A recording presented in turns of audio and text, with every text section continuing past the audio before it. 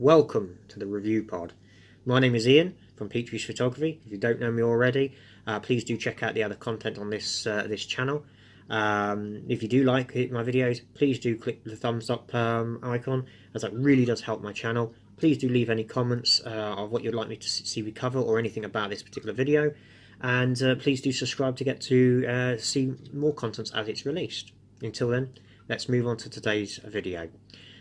Right. 18 ways to plan a wedding on a low budget. Okay, now this is not a definition list. There are other aspects that you can do on this, but these are some of the main things that I think could be worth reviewing at the very least anyway. Number one, avoid excessive guest lists. We'll all be there, you're planning your wedding, and your parents want you to have all the family there. The trouble is, you don't necessarily see all the family on a regular basis, okay? So what's more important, the family that you don't really see much often, or more of your friends that you do see often. So I would always recommend having more of your friends there first, with your immediate family there as well, and then if you've got any spaces, then fill it in with any distance family that aren't necessarily there. But try to avoid large lists, okay? Because that means you can have smaller venues or a smaller food menu, food picking, you know, less chair covers, less favours and all that sort of thing. All has a knock-on effect if you've got a small list. It makes it more of an intimate wedding. But at the end of the day, some people like these big grand weddings, okay? And it's entirely up to you, it's your day, okay? But this is just one of the tips that has helped a few of my clients out. There's by reducing the guest list on this one. Okay. Number two, ask for wedding help over wedding favours. Now, what I mean by that is, rather than getting gifts, as is in a wedding favour, okay, some people are lucky that several of their friends are musicians or artistic type people, so you can get them to make something or do something for your wedding cheaper because they're friends. You might get mates rates. Obviously you have to ask them. I don't know if your mates do mates rates. Many do, from what of my experiences anyway, but many some don't, so it's worth asking that. Ask family and friends to offer help or services that align with their talents.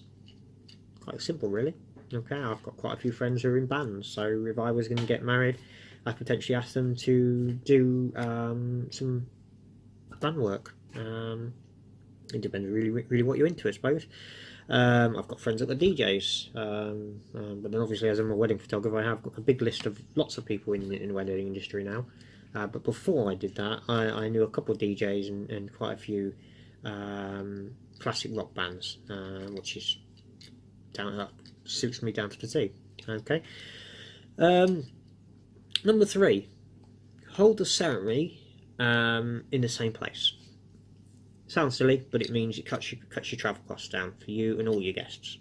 Cuts your time down as well, so you've got more time with your guests, having your photos taken, and doing your fun things rather than travelling from one place to another.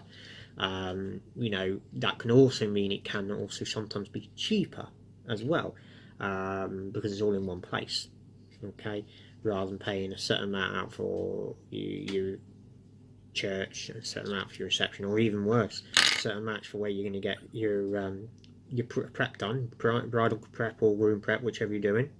Maybe you're having a hotel, and then you're moving on to church, you're paying for that, and then you're moving on to a different place for a reception. You know, it all adds up, whereas if it's one place, you generally get as a bulk deal. So that could potentially be a big saver on that respect as well. Okay. 4, do the catering yourself, or ask for a friend and family, as we touched on it earlier, potentially doing it. I see more and more weddings now with less sit-down meals and more of a buffet style, which could save you, quite a lot of money on that respect. There are companies out there that will do buffet style things, hog roast, that sort of thing, and you could look into those aspects. But the other aspect is, if you're really tight on your budget, and you don't want to delay the date to give you more time to save, then of course you could just get the stuff yourself, you know, somewhere like Iceland or something like that. Do it the night before, job done.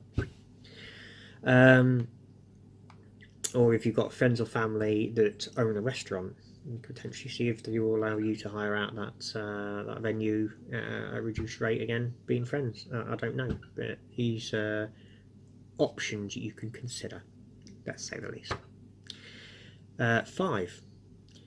Go minimal with the flowers. Flowers aren't that cheap, let's be fair. Whether they're real or fake, it's an art craft in itself, creating those motifs. So you could potentially go minimal amount of flowers, or you could do them yourself. There's lots of retail outlets out there where you can buy fake flowers, which will do the job. But it depends. Again, it all depends on how pleasing to the eye you need it to be, how perfect it needs to be. You know, but these are just another one that you can try and do. So rather than having loads and loads and loads of flowers, you can just have the bare minimum to help cut your costs there as well. Okay. Skip the groomsmen's and bridesmaids' gifts. While it's considered tradition to give gifts to your groomsmen and bridesmaids in some circles, it isn't always needed. Instead of buying gifts they may not even want or enjoy, consider writing them a special note to say thank you instead. If your friends and family know that you're trying to have a low budget wedding, they will understand, and it can be quite a touching aspect if you put it in, you know, where the speeches are and stuff like that. And if you're anything like me, I often try and grab the speeches and all that off the clients, and then what I will do is do a portrait of that person, and then I'll create a canvas for them with the portrait on it and then the speech next to it, so then they can hang it on their walls with the speech. So it's just another little unique way of remembering that occasion, that moment, that speech, that poem, whatever it is you've got. Yeah, that potentially is another option for you. 7, you could make your invites yourself. You know, there's lots and lots of simple ways of actually doing this. You know, piece of card, fold it up, you know, draw on it yourself, write on it yourself. There's lots and lots of templates online that you can print off and then fold them, make them yourself. There's lots of different print companies where you can do them yourself, like Moonpig, I think it is, or Vistaprint, or there's some other local ones in your area, I'm sure, that can do stuff like that. Sometimes that will work out cheaper. It's a bit of, you know, as long as you've got the time to do it and you're willing to do it, then you can do it yourself. We did our own, and we love them. We made them very, very unique to ourselves. So yeah, I mean, it's quite simple to do that. And if you have an engagement shoot with your photographer, why not use one of the photos for that? It's quite simple. You just have the photo on the front and then glue it to a piece of card and then write inside. Job done.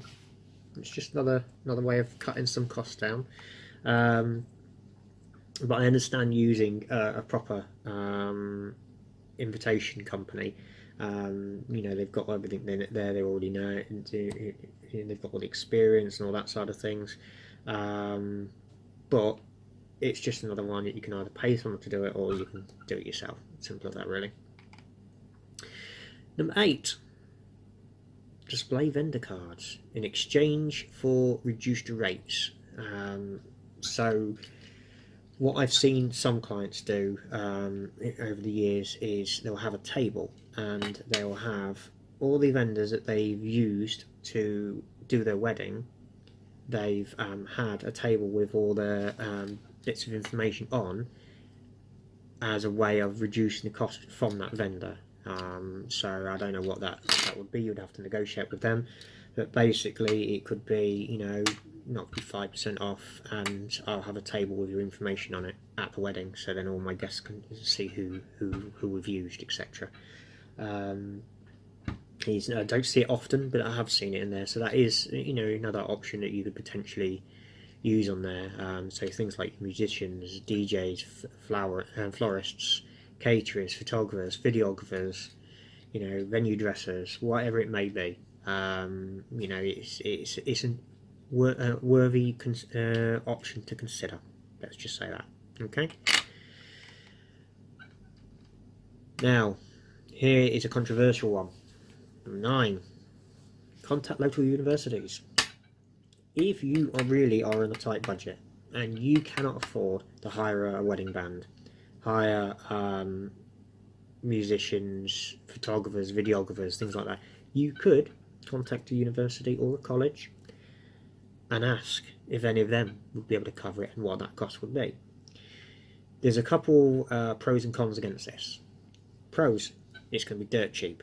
It's going to be a lot cheaper than it would be to get a professional. The knock-on effect of it, of course, is they may not have any backup equipment. So if something should go wrong, you may lose that aspect of the wedding. Okay, it is a risk. Okay, but it's one, if you can't afford a professional, whatever it is. So let's say photography, because that's what I do. If you cannot afford a photographer, then it's an option. I would always recommend asking a photographer if they can at least cover your ceremony, at least the important parts covered, and maybe, you know, get a student in for the after ones if you really cannot afford it. Now, personally, I like to do an all-day photography because the evening portraits can be some of the most striking portraits if you've got someone that knows what they're doing and they've got the right equipment and the right know-how. Okay, but it is an option, like I said. Okay, the alternatives to that is hiring a decent camera and giving it to one of your guests. The only trouble with that is they're not trained on what to look for, not trained on how to use the in manual settings, so therefore some of the images could still end up getting blurry, because if you're using auto, it's not calibrated to people moving and such like that. They also won't know exactly where to predict where to be for certain shots. As a photographer, we have to predict where to be, we have to people watch and understand where we need to be. Hence the reason why I personally shoot with 2 photographers, because then there's 2 of us to capture in all bases. Okay, but again, going back to the college or university, it is an option for yourself. Okay, now 10. Price shop for decorations and consider buying used.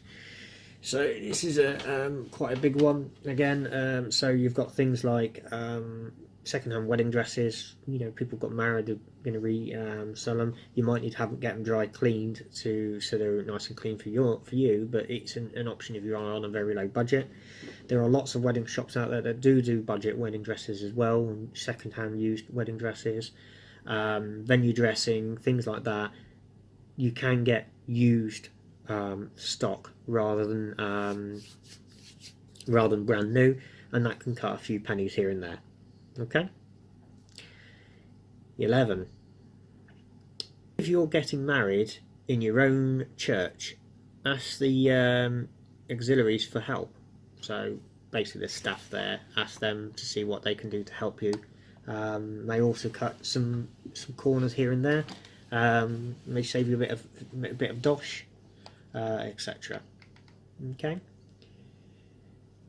As I touched a moment ago, is buying dresses off the rack. Okay, so rather than having it tailor made to yourself, there are, as I said, there are shops out there that you can buy wedding dresses out for yourself. If you need to know of any bridal shops in my area, Nottinghamshire area, then by all means put a comment on, and I'm happy to help you out there. Okay.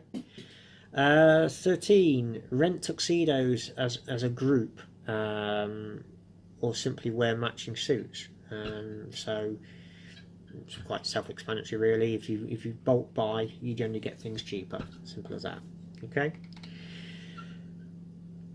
Wedding rings. Oh yes. You could obviously spend, you know, a few £1,000s on a wedding ring, or you could spend a few £100s on a wedding ring. You know, quite simple fact is, it's not the value of the ring that's important. It's who's giving it you is important. Okay. Now, obviously, you don't want a Haribo ring. Okay. One, because your hand will get very sticky, and you're not going to be tempted not to eat it off your finger, because that's going to happen, isn't it? Let's be fair. Okay. But you want a nice ring. You want it to look nice, but it's the meaning. It's more important. So it doesn't have to spend loads and loads of money on that. And that's another way of cutting your costs down there. Simple as that, really. You're planning your honeymoon. A lot of people like to have a really good honeymoon, you know, but again, cutting down your costs of that honeymoon can mean saving a lot of money, because I don't think anyone should get into debt for a wedding. Personally, I think you should save up the money and have it. So if you can afford to go on a big grand honeymoon, by all means do it. But once it's done, it's done. So get something that's lovely, nice for your styles, whether it's a skiing holiday or it's a beach holiday somewhere abroad, or it's a UK break, whatever it may be. As long as you're spending quality time together, it doesn't matter. So honeymoons, there's so much choice there. I'm sure you know better than I do, that there are so many different places you can go to cut costs down but still have just as nicer time. Simple as that, really. Okay. Involving your close friends for the preparation is, you know, most brides do it anyway. Get all the bridesmaids in to help them out and things like that. But that can really help, because then you've got more people looking at different things and giving you ideas to help yourself with your budgeting and things like that. 17 is plan. Okay, I can't stress on that more. The more you plan, the better. Literally, give yourself a list and a timestamp of when you want to do each thing. Will save you numerous money, especially if you've got it next to your budget, and so you can separate how much you want to spend for each thing. Do a bit of research. How much should you spend for each section of the industry, to give you an idea? Whatever your total budget is, okay, the average for wedding photography is about 10 to 15% of your total budget. That's as a rule of thumb, okay? So the more you're spending, so the more grander you have of a wedding you're having, the better photography you tends to be required, okay, to match that. Okay, so if you work on a rule of thumb around 10 or 15% as an average, some are lower, some are higher, then you're in a good stead to actually get a decent photography to remember the day. Okay, but there's no rule of thumb. As I said previously, you know, there are some really good expensive photographers, and there's some really good cheap photographers. But there's also the vice versa of that. So I've seen some really expensive photographers that I would question the work. I've seen some really cheap photographers that I would also question the work as well. Some of them may look like mobile phone photos. So it's important you check people's portfolios out, their reviews out, read their profile. Who are they? You know, it's not just about the photos, it's who are they, because they will put themselves in those photos as well. You know, a bit of their personality, etc. So it's all important to have a look at those. But again, we can touch on that in another video of what to look for in a wedding photographer. If you like, just pop a comment in this video, and if you'd like to see that, and I'll do all my best to create one for you. Okay. Last one. Now this is very hard. Don't stress. Okay, it is a day. It's only a day, and it's the important part is that you're together. Okay, if you are together, then that's all that matters. It's hard not to stress, and part of my job as a photographer is to try and alleviate that stress by keeping you on your toes throughout the day, by letting you know you've got plenty of time, or you know, we can swap and change certain things if something should crop up, etc. And that's what you need all your bridesmaids, you know, all your friends to help you stay calm. Okay, you're going to stress regardless, no matter what anyone says. But if you can alleviate that stress as much as possible, then you're fine. I mean, generally, once you've got to the wedding and everything's been said, and you're walking back down the aisle, stress is gone. It's only up to that point. So anything you can do to relieve that stress, like putting your clothes in specific places to make it easy to get ready, clearing out any excess baggaging, things like that, so no one's tripping over anything. Things like this will certainly alleviate the stress for yourself. Okay. Hopefully you enjoyed this tutorial. I know it was a bit longer than my normal stuff, but there was quite a few pointers I thought was very important to get in there. Again, please do give me a thumbs up if you do like this video. Please leave any comments on anything you would like me to cover, anything about this video, and of course do subscribe to see some more of my my tutorials. Until then, stay safe. Take care. Bye bye.